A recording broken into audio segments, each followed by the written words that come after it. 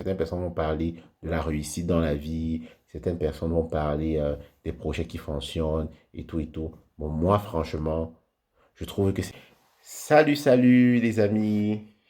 J'espère que vous allez très bien. Bienvenue à nouveau sur la chaîne pour le salut du monde. Aujourd'hui, nous allons traiter d'un thème assez spécial qui va s'appuyer sur ce que nous avons euh, déjà eu à échanger ici, une vidéo précédente. Et je profite justement pour vous rappeler, vous avez des thèmes très intéressants, très super intéressants. Et n'hésitez pas à regarder les vidéos, à les liker si vous aimez et à les partager. Et pour terminer, à cliquer sur la cloche afin de vous abonner sur la chaîne et recevoir les notifications à chaque fois qu'il y aura une nouvelle vidéo. Bon, aujourd'hui, nous allons parler de notre relation avec Dieu. Comment reconnaître que nous sommes réellement en relation avec Dieu et que Dieu agit dans notre vie. Voilà. C'est une question en fait une internaute m'avait posée à la suite de la vidéo que j'avais fait sur, du moins qui s'appuyait sur le passage de Jean où Jésus nous dit il est la vigne et nous sommes les sarments et nous puisions, du moins nous trouvons notre source en lui afin de donner des fruits. Voilà. Comment reconnaître justement que les fruits que nous produisons, les fruits en fait voilà, qui apparaissent dans nos vies, voilà, qu'ils prennent en fait leur source en Jésus-Christ. Ça, c'est la bonne question. Bon.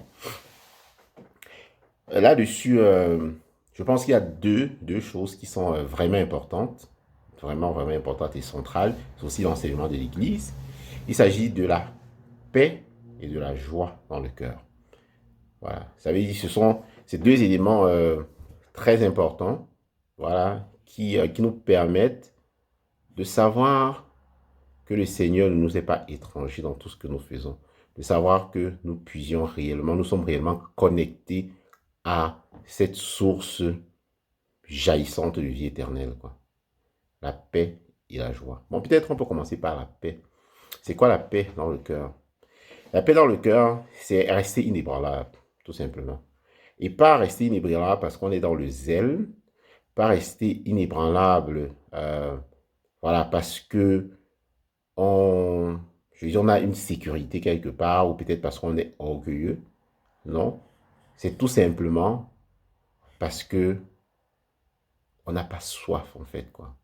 On est soulagé, ça veut dire on est calme. On sait que nous ne sommes pas seuls.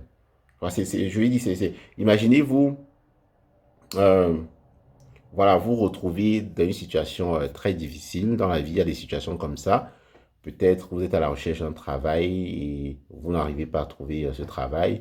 Ou peut-être vous êtes dans une situation d'attente, attendre peut-être des résultats d'un examen. Ou peut-être vous êtes en train d'attendre, vous êtes peut-être à la recherche d'un enfant. Et vous ne paniquez pas, tout simplement. Vous vous posez des questions, parce que c'est normal, mais vous êtes calme. Ça veut dire que votre vie ne je vais dire, tout dans votre vie ne dépend pas de cette situation-là, en fait, quoi, ou ces situations. Voilà, ça veut dire, vous ne paniquez pas tout simplement. Voilà, un exemple, si peut-être une femme ou un homme qui a la recherche peut-être d'un enfant aurait tendance peut-être, s'il n'est pas dans la paix du Seigneur, aurait peut-être tendance dans sa vie à mettre ça au devant de tout, en fait, quoi. Voilà. Le genre, dès que voilà, dès qu'il y a une possibilité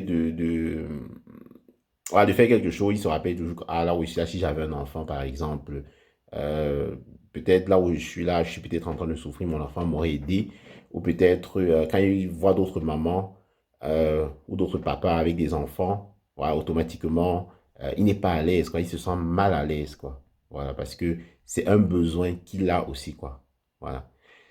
Quand on a la paix du Seigneur pleinement, on ne vit pas ce genre de situation de cette manière, quoi.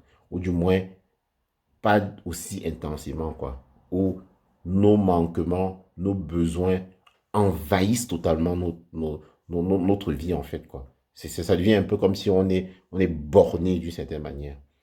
Et comme je dis, je répète, ça n'a rien à voir avec l'orgueil parce que ça vient du cœur. Voilà, ça ne vient pas de, de la tête, quoi. Et on n'a pas besoin, d'une certaine manière, de se dire, je n'ai pas ça, mais j'ai plutôt ça, quoi.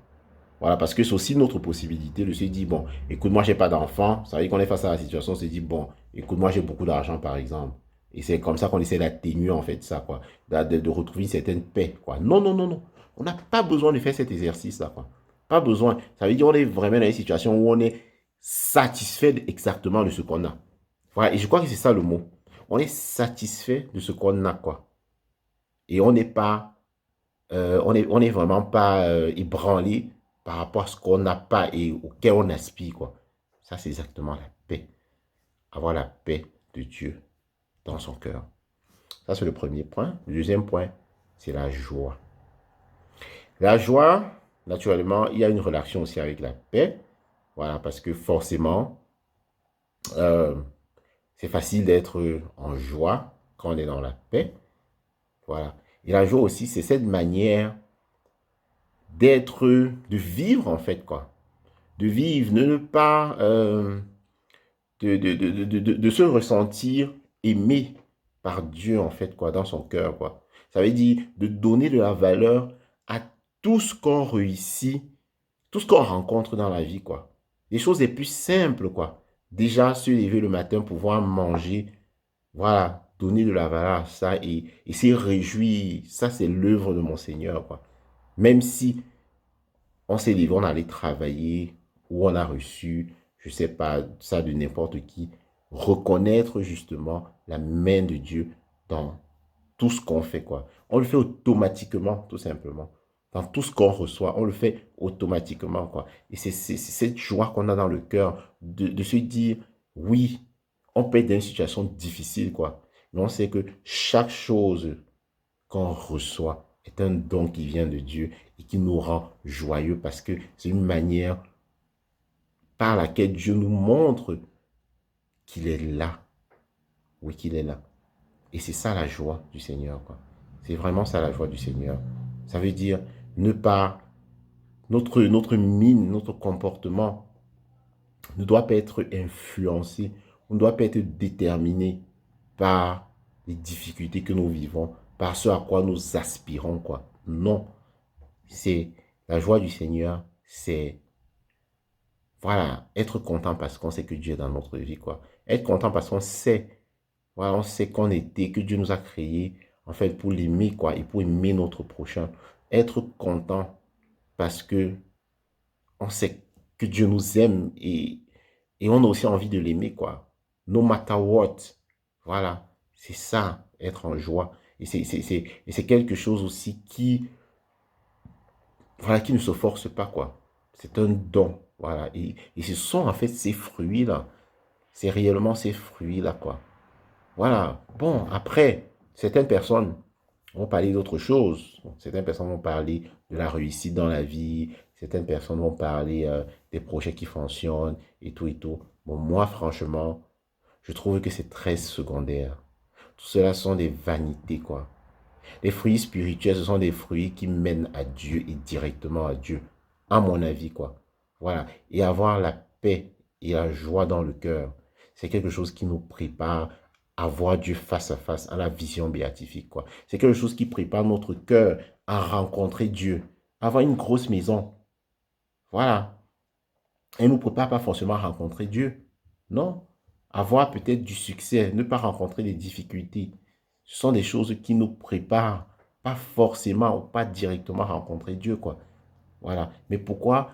Mais pourtant, avoir cette attitude de valoriser, de se réjouir de la présence de Dieu dans notre vie, simplement parce que nous respirons, simplement parce que nous avons des gens à côté de nous qui nous aiment, simplement parce que, voilà, parfois, nous péchons et au même moment, Dieu nous fait comprendre que ici, mon fils, viens, je t'attends, reviens, reviens vers moi, quoi. Voilà, des choses simples, comme disait Sainte Thérèse de l'Enfant Jésus, voilà, la sainteté passe par les choses simples, quoi. Très simple. Pas besoin de grandes choses, quoi. Pas besoin d'organiser des campagnes d'évangélisation. Pas besoin de faire des jeûnes de 40 jours, de 40 nuits. Non. Tout cela, ça commence par quelle relation nous avons avec ce qu'on a dans notre vie, avec ce qu'on rencontre dans notre vie, quoi. Quelle relation on a avec Dieu? Est-ce que nous aimons Dieu? Ou est-ce que nous craignons Dieu dans le sens, est-ce que nous avons peur de Dieu? Est-ce que tout ce que nous faisons pour Dieu, c'est parce que nous recherchons un profit? Parce qu'au final, ça c'est très important, et c'est l'aboutissement forcément d'un cheminement chrétien, quoi. Nous devons cheminer, nous devons quitter au début. Parfois, on se dit, voilà, on a cette crainte-là de Dieu, on a, je dirais, peur de Dieu, mais après on découvre qu'ici, il y a quelque chose de grand que Dieu nous promet, qui dépasse tous nos manquements ou toutes les injustices que nous rencontrons sur cette terre. Ça, c'est la deuxième étape. Mais l'étape finale où nous devons arriver, c'est être avec Dieu parce que nous voulons l'aimer, parce que nous l'aimons, quoi. Indépendamment des promesses que Dieu nous fait ou ce qu'il va nous donner, parce que nous l'aimons, parce que nous voulons l'aimer. Oui, c'est l'aboutissement. Allez, mes frères, mes sœurs, n'hésitez pas à me donner vos commentaires, comment vous avez trouvé la vidéo, qu'est-ce que vous pensez, vos avis aussi. Naturellement, si vous avez aimé, likez, partagez et cliquez sur la cloche afin de vous abonner et recevoir des notifications pour des nouvelles vidéos. Allez, portez-vous bien, que le Seigneur vous bénisse et vous garde de tout mal. À la prochaine. Bye bye.